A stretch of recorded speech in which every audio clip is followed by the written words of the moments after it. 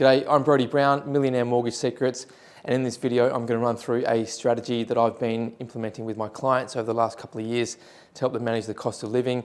As you'd have noticed, the 25 basis point rate decreases that we've had make diddly squat of difference. To me, they made maybe 120 bucks a month difference, which is bugger all, so that just went straight into the loan. I left the repayments as they are. So clearly, rate decreases of that magnitude aren't going to make or break your situation. If you're struggling and you want to free up cash flow and you want to make day-to-day life easier and you want to plan to do that, you don't want to be in debt forever, so you still want to be on track, stick with me because I'm going to run through this, this strategy with you right now. Okay, we've been doing it a hell of a lot. Okay, it's very, very popular with us at the moment and the results are excellent. So in this example, you cast back to 2018, you bought a house and you borrowed $1 million to buy that house. You did it over a 25-year term because it seemed reasonable.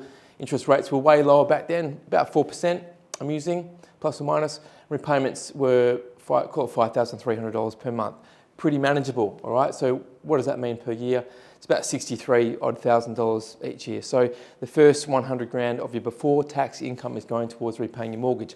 That's not too bad, all right, if your combined incomes are 3 times that, right? So you've created a household, okay? So you've shacked up and a couple of kids have been also created in the last 7 years. So fast forward to today, your mortgage has been repaid down to 804 grand, that's your balance. You've got 18 years left to run. At a 6.25% interest rate. That's been the biggest change, okay? So, I mean, that's a 50% increase. Repayments are now $6,209, all right? So that's what you've got to repay to get that debt down to zero over 18 years of that interest rate. So, look, that's not massive, right? So it's about $1,000 odd difference each month. However, in creating a household, a couple of kids, they're growing up, they're starting to cost you money, new shoes, new bits and pieces, childcare, etc. It all just adds to the burden. So you needed to buy some things along the way. You went and got a credit card and you spent it, 15 grand. We've done consolidations up to $100,000+. So this is way lower than what we've seen, and it's probably lower than the average credit card limit and balance that we see too. So 15 grand, that's being repaid at 4% each month for about $600 per month in total repayments. Plus, you've bought yourself a new car because shit breaks, you need a new car, you bought one, you borrowed that money at 7.5%, the repayments are $1,200. And the final thing that you've added onto your balance sheet here is a buy now, pay later. So you go to JB Hi-Fi, flat screen TV, whatever, mattress, something, Harvey Norman, and that's for $1,000 and you're repaying that at $250 per month, okay? So all of a sudden, not all of a sudden, but over 7 years, your cost of repaying the loans each month has gone from $5,300 and it's jumped up to $8,200, right? Call it $8,300. It's a pretty bloody big increase, all right? So it's a $3,000 increase, that's $36,000 per year. It's 57%. Massive. So 57% increase in the cost of repaying the debt that you have in place right now, or the equivalent of $52,000 before tax that you've got to earn just to cover the increase. That's just to cover the increase, 52 grand of before tax money. That's a lot, right? So if you're earning 100 grand a year, that's half of your money gone out just to cover the increase in what you've put on your balance sheet and interest rates and shortened loan terms. So what are we going to do about it, all right? So let's create some breathing room. This is the plan right here, okay? Step one is to consolidate and extend. We're going to keep the home loan. The credit card goes, the car loan goes, the buy now, pay later goes. You don't need a credit card, categorically, all right? You don't need to travel with a credit card. You don't need to buy shit online with a credit card. Car loans, look, we're going to wrap that up into the home. Is it good or bad? It's just what it is right now, okay? This is a strategy.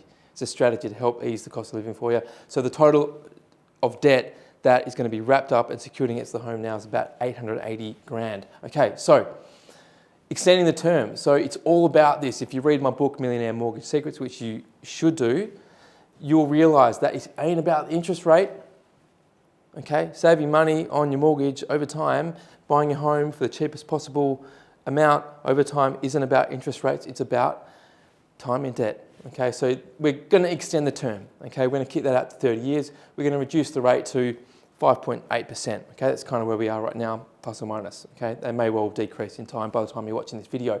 So the repayments come down from $8,261 to $5,163. Okay, so call it $5,200. See what's going on here, all right? So this is $1 million at 4%, right? It's $5,278, right? This is $880,000, all right, at 5.8%, all right? And it's less. It's pretty good. So more money, lower interest rate, less money, higher interest rate, the repayments are still less, okay? It all comes back to this term, okay? So this is a massive change in the amount of cash flow that we're going to have available to you each month, okay? So you've got another $3,000 available to you, almost $3,100, $37,000. So we've increased your available cash flow by about 38%. Now, some of you might be watching this and be going, oh my God, I'm going to be in debt forever, and it's going to, I'll be like, dead by the time I pay my mortgage off. But listen, right? This is not the end of the story. Remember, household creation, expenses go up and down, up and down. And over time, your expenses decrease as you've bought the things that you need to buy, you own the things that you need to own, the kids become less expensive, life becomes less expensive, and we hope that you're going to be paying, or you're going to be paid more as well over time. So step 2 is going to put half of this $3,100, we're going to call it $3,000. You're going to put half of that $3,000 into the loan, go straight back into the loan. So $1,500 per month goes straight back into the loan. What's that going to do? It's going to create savings, okay? I call it a prepayment buffer or a safety net, okay? So over the course of just 1 year, that's $18,000 that you would have prepaid into the loan that's available to you to redraw just in case you need it. So pretty handy, okay? Remember, back up here, this is a no savings zone. You're not saving, okay? So what are we going to do with the other half? The other $1,500 goes into the cost of living, okay? That's going to help you cope. $1,500 is a pretty big deal over a month, all right? So look, we're planning that we're going to be able to make do with that extra $1,500 each month, okay? We're not just going to splurge it, okay? So now what? Okay, so how do we, after we've consolidated, restructured, how we're going to get back on track? So moving to step 3 now, we're going to get some spending awareness happening, okay? We're going to be conscious of where our money goes, okay? So that is the key phrase, so spending awareness.